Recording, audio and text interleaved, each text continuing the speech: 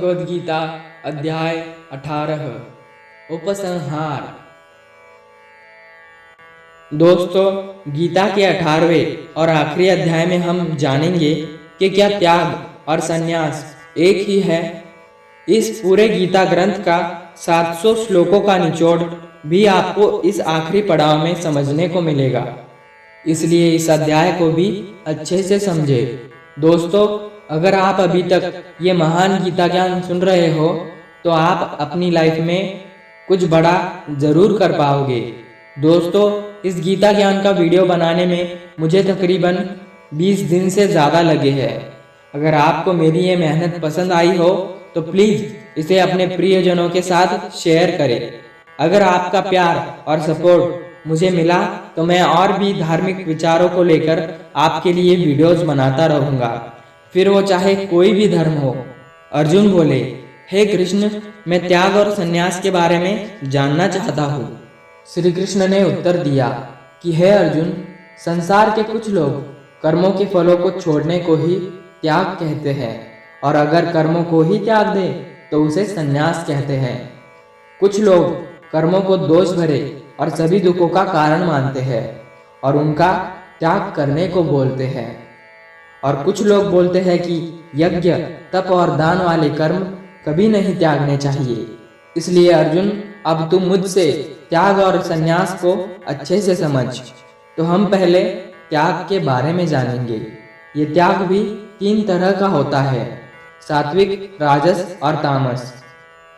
यज्ञ, तप और दान ये तीनों त्याग के योग्य नहीं, बल्कि फल की इच्छा के बिना किया गया यज्ञ, तप और दान यही सात्विक त्याग कहे जाते हैं। मतलब जो शास्त्रों में किया गया धर्म और कर्म जिसमें फल और आसक्ति ना हो, उसको सात्विक त्याग कहा जाता है। कोई मनुष्य अगर सभी कर्मों को ये समझ कर ही त्याग दे कि ये कर्म ही दुखों का कारण है, तो ये त्याग राजस त्याग कहलाता है। मोह के कारण अगर किसी कर्म का त्याग कर दिया जाए तो उस त्याग को तामस त्याग कहते हैं। जो व्यक्ति किसी भी काम से ना तो प्रेम करता है और ना ही नफरत करता हो, ऐसा बुद्धिमान व्यक्ति ही सच्चा त्यागी है। जो व्यक्ति किसी भी काम से ना तो प्रेम करता है और ना ही नफरत करता हो, ऐसा बुद्धिमान व्यक्ति ही सच्चा त्यागी कहलाता है। मनुष्य शरीर कितना भी प्रयास कर ले, वो अपने शरीर के कर्मों को नहीं छोड़ सकता, जैसे कि सांस लेना। इसलिए कर्मों के फलों को छोड़ देना ही सच्चा त्याग होता है। जो लोग कर्म फलों का त्याग इस संसार में नहीं करते, उनके कर्म फल मृत्यु के बाद भी उनका पीछा नहीं छोड़ते। हे अर्जुन, मनुष्य मन या वाणी जो भी शरीर से अच्छा या बुरा काम करता है, वो 5 तरह से होता है। करने वाले के द्वारा, उसके शरीर के द्वारा, उसकी ज्ञानेंद्रियों के द्वारा, उसके कर्म इंद्रियों के द्वारा, या फिर उसके पूजनीय देवताओं के द्वारा। ज्ञाता, ज्ञान और ज्ञेय ये 3 प्रकार की कर्म प्रेरणा है। कर्ता, कारण और क्रिया ये 3 तरह के कर्म संग्रह है। हे अर्जुन, ज्ञान, कर्ता और कर्म ये भी 3 तरह के हैं। ज्ञान में परमात्मा को अमर और अनंत माना जाता है, वो ज्ञान सात्विक है। ज्ञान में परमात्मा को अलग अलग समय में अलग अलग नामों से जाना जाता है, वो राजस त्याग है। और जो ज्ञान सात्विक और राजस ज्ञान के बाद है, वो तामस ज्ञान है। जो कर्म श्रद्धा रहित और फल की इच्छा के बिना किया जाता है, वो सात्विक कर्म कहलाता है। जो कर्म कुछ पाने के लिए किया जाता है, वो राजस है।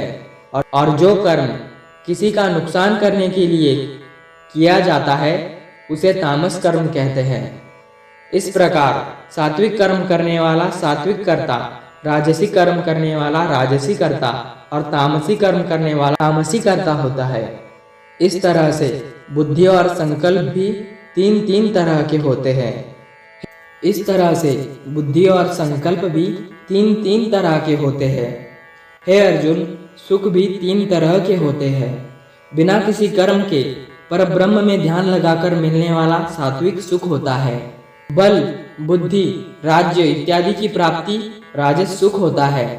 नींद, आलस्य इत्यादि तामस सुख होता है। इस पूरे ब्रह्मांड में इन 3 प्रकार के अलावा और कुछ भी नहीं है।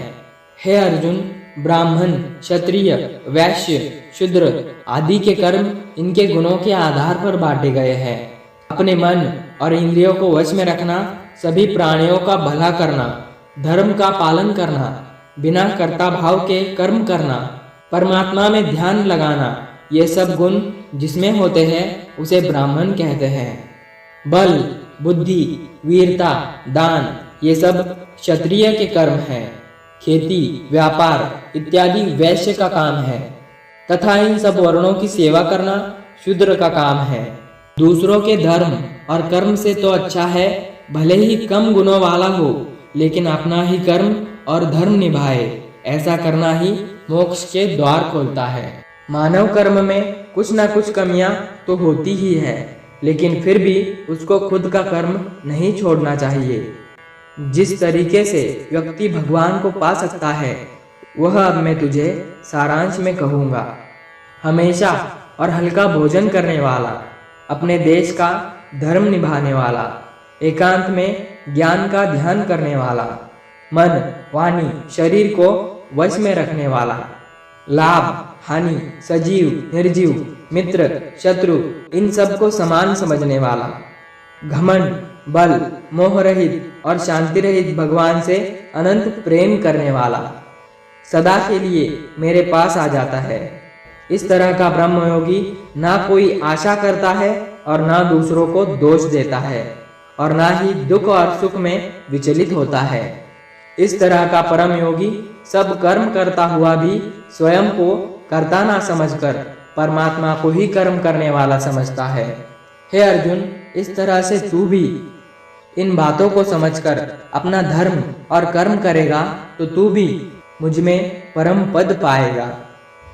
और अगर तू इस तरह बोलकर कि मैं युद्ध नहीं करूँगा, मेरे ज्ञान को नहीं मानेगा, तो अपने धर्म, कर्म और परमार्थ से भटक जाएगा और नष्ट हो जाएगा। हे अर्जुन, तेरे अंदर भी मैं ही हूँ, इसलिए तू सब मोह छोड़कर और इस माया से बाहर निकलकर कर्म और धर्म युद्ध कर। इससे तू भगवान के धाम में ऊंचा स्थान प्राप्त करेगा। अर्जुन, मैंने पूरे रहस्यमयी और गोपनीय ज्ञान तुझे बता दिए हैं, लेकिन हे अर्जुन, तू मुझे बहुत प्रिय है, इसलिए तू मेरा ही भक्त बन और मुझे ही सदा के लिए प्रणाम कर। मैं प्रतिज्ञा करता हूँ कि ऐसा करने से तू मेरे ही पास आएगा। यदि तुझे ऐसा लग रहा है कि तू पाप करने जा रहा है, तो जब तू मेरे शरण में आएगा मैं तेरे पूरे पापों को माफ कर दूंगा, इसलिए तू दुखी मत हो। और अर्जुन, तू इस दिव्य गीता ज्ञान को उस व्यक्ति से मत कहना जो सुनना नहीं चाहता या भक्ति या कर्म नहीं करना चाहता या परमात्मा में दोष निकालता हो, परंतु तू जिस भी मेरे भक्त को मेरा प्रिय समझकर ये ज्ञान कहेगा, वो भक्त इस संसार में मेरा सबसे प्रिय भक्त होगा। इस गीता ज्ञान को समझना ही वास्तविक ज्ञान यज्ञ है और इस ज्ञान यज्ञ से भी कोई भी भक्त मुझे प्राप्त कर सकता है। अर्जुन, अब तू ये बता, क्या तेरा अज्ञान मिट गया है? अर्जुन उठकर बोले, हे परब्रह्म, हे श्री कृष्ण, मैंने आपका संपूर्ण ज्ञान अपनी बुद्धि में बिठा लिया है और अब मैं स्थिर हूँ और जैसा आपने मार्गदर्शन किया है मैं ठीक उसी प्रकार अपने कर्तव्य और धर्म का पालन करूँगा।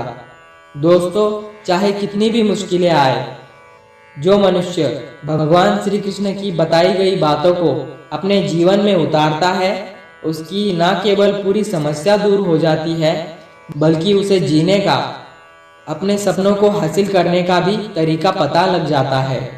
कुछ लोग ये भी बोलते हैं कि भगवत गीता सिर्फ हिंदू धर्म का ग्रंथ है, जबकि भगवान ने खुद कहा है, व्यक्ति जाति और धर्म से नहीं बल्कि गुणों से ब्राह्मण होता है और इस भगवत गीता पर संपूर्ण मानव जाति का पूरा हक है। आज की ये दुनिया कर्म भूमि है। कर्म और मेहनत का सिद्धांत सबके लिए एक ही होता है। इसलिए आप सब लोग इस गीता ज्ञान को बार बार सुने, हर एज के पुरुष और महिलाओं को सुनाएं, ताकि आप अपने कर्म स्थल के अर्जुन बनकर अपने जीवन का लक्ष्य हासिल कर सको। जय श्री कृष्णा। दोस्तों, मेरा आपसे निवेदन है कि अगर भगवत गीता के बाकी अध्याय आपने नहीं देखे हैं तो आपको उन्हें देखना चाहिए। उनकी लिंक डिस्क्रिप्शन बॉक्स में दी गई है। तभी जाकर आप अपनी लाइफ में पॉजिटिव बदलाव लाकर सफल बनोगे।